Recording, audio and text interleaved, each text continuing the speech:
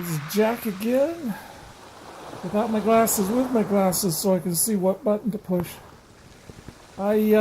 Just laying down for a minute because I'm tired. Actually, I just banged my head on the door. No blood. I'll be fine. It's not the first time I banged my head. I'm just out of control. I can't watch where I'm going. I can't focus. I went there to get an ice cream cone as a treat because I forgot my man purse, my satchel, my bag that I carry all my stuff in when we went to the movies this morning, and then I put it in the back seat and I left it there when my friend drove off. Anyway, the name of my video, I forget. I haven't. It's not locked in stone yet. But I just wanted to tell you what's happening. I'm deciding to move. I've decided to move, and I don't want to move. It's too much work.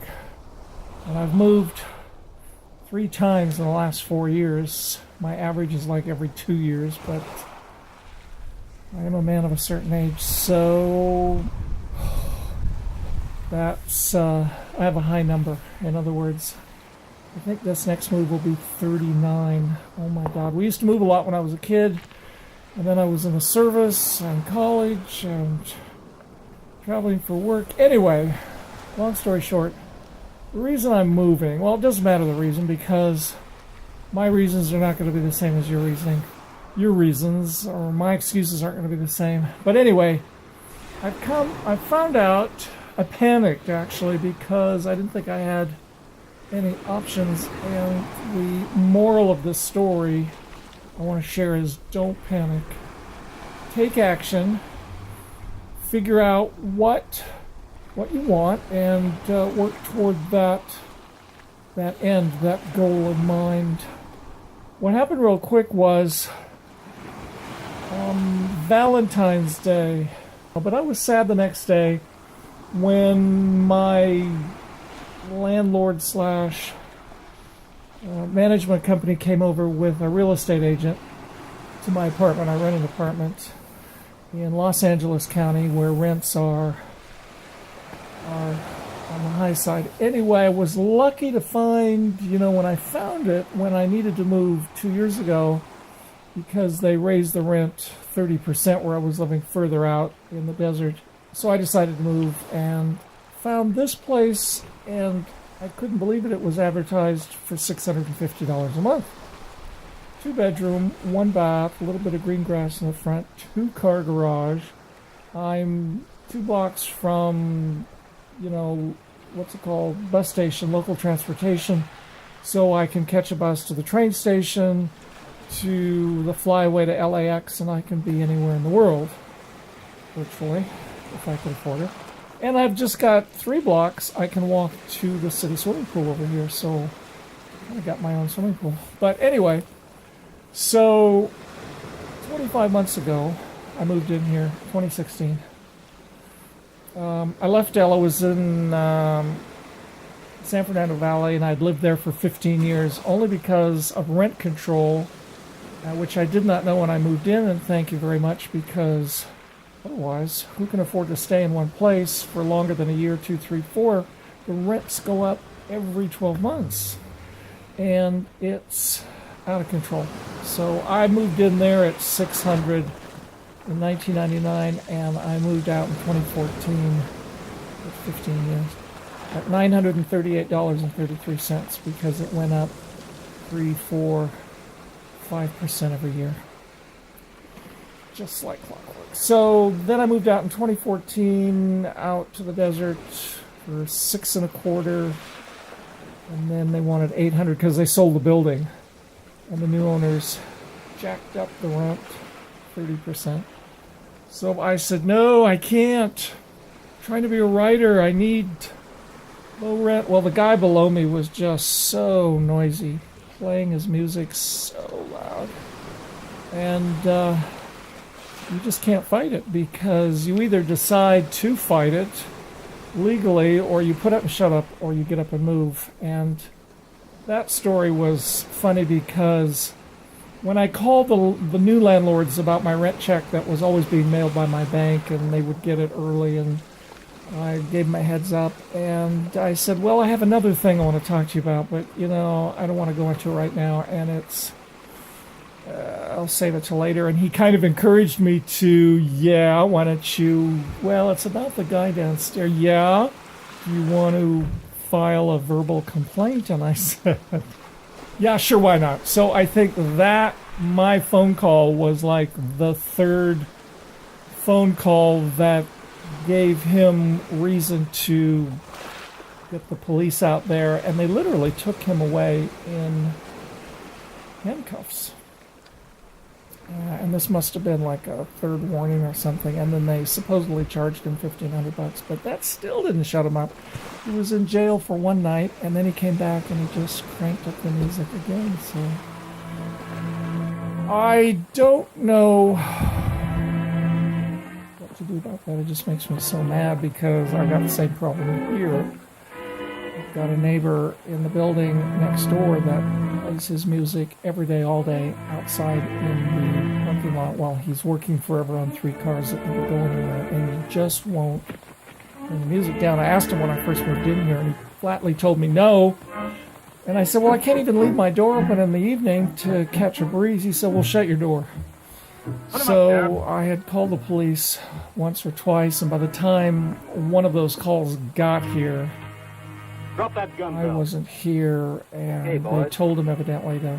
I didn't intend to use the gun anyway. And he accosted me when I came home later in the garage, and he didn't attack me because that means there was physical confrontation, but he accosted me and he was trying to attack me, and I stood up to him and told him to get the heck out of my garage, and he threatened my life, and his people were going to get me, and I couldn't believe how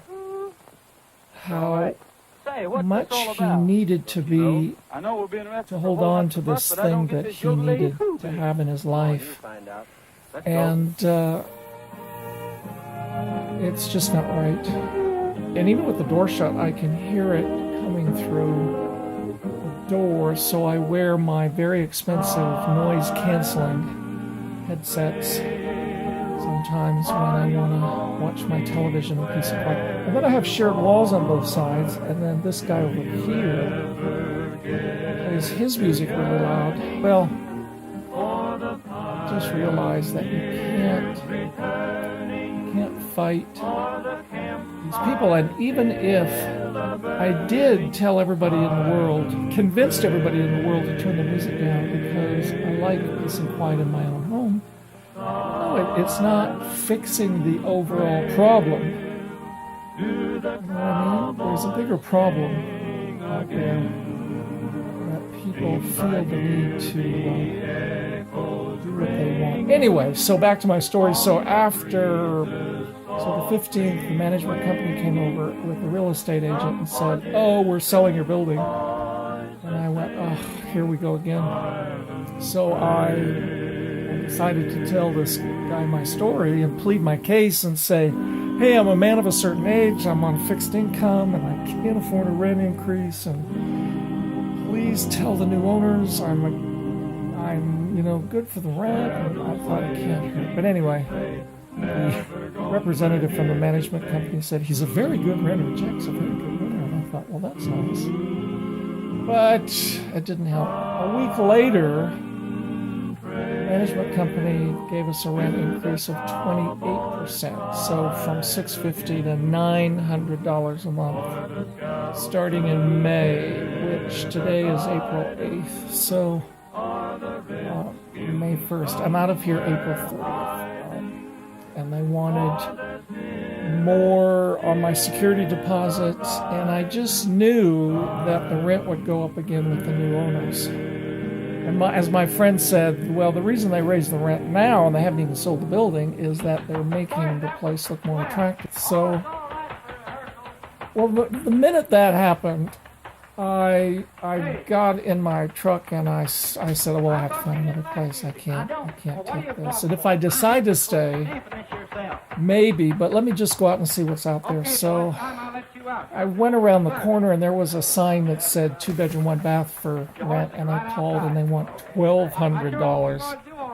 I went, oh, this is not good. Well, LA County. 1 bedrooms are 1,000, 2 bedrooms are 2,000, 3 bedrooms are 3,000. I live 60 miles north of Los Angeles, and I've come to, based on my research, I did that every day for 2 weeks. I just went out and looked online, I drove around, and I've come to the conclusion that I cannot afford the open market.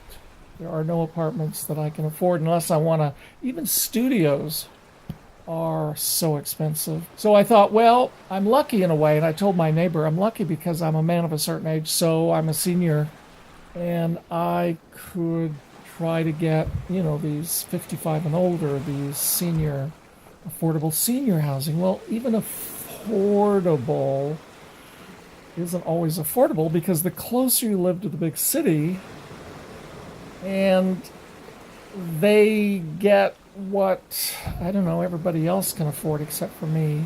Well, I've got 850 square feet here, and this is fine for me. I like it here. I've made a little nest inside. I'm comfortable. I'm pursuing my writing. I'm just getting comfortable. And here we go again. Another place I'm on the waiting list for that I really like is senior housing, and it's $750 a month for like 750 square feet. But that building, every apartment is based on a different percentage of the AMI. So now I have to wait for a 50% apartment, which means this apartment is located in Palmdale, California, and the AMI there, the median income for Palmdale is 63,000 and change, so 50% of that is 31,000 and change. So if you're below that, like I am, then I qualify for that 50% apartment. But then in 12 months it's going to go up again if they can get some more money. Anyway, so I just panicked. The thing that pushed me over, well, my friend says, try to figure out what is making you nuts before, so you don't panic or you can take action to address that item. And I said, well, it's a little bit of everything, because a week after the rent increase, then the next week I had a flood in my apartment. I was watching TV, and at 10 o'clock, my program was over. I decided to go for bed, and I stood up, and I was squishing around in water in my living room, and I went, what the heck is it? Look like a little lake there on the carpet. And I went into the bedroom to get my, I don't know why, what's it called? Torch in England. Lighthouse. No, flashlight, yeah. And it was a lake in my bedroom, and I was like, oh my. Well, I panicked because I have tons of books and I have furniture everywhere, and I had an inch of water all along, half of my apartment all along that wall over there.